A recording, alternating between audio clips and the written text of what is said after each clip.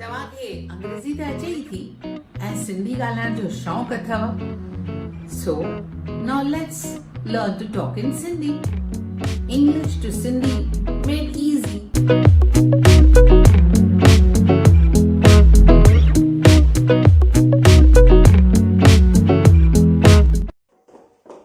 I am kneading the dough. मां अटो पई ॻोल्हियां. I am rolling the chapati. मां फुल्को पई बेलियां.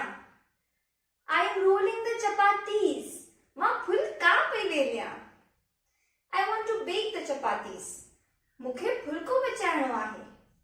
Please turn the chapati upside down. महिरबानी करे फुल्को उथलाए.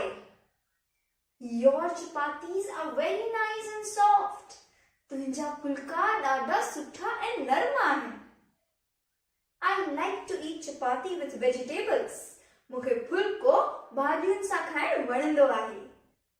या मूंखे भाॼियुनि सां फुल्को खाइणु वणंदो आहे. Who taught you to make chapatis?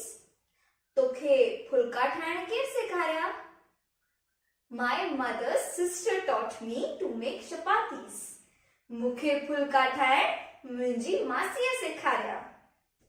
प्यारा साथियो वणी न तव्हांखे असांजी इहा कोशिश सिंधी सेखारण जी सिंधी सिखण जी हीअ असांजी कोशिश तव्हां सभिनी ताईं पहुचायो हिक ॿिए सां शेयर कयो त सिंधीअ जा उचार सवला करे सघंदा ठीकु आहे न त करियो असांजे चैनल खे सब्सक्राइब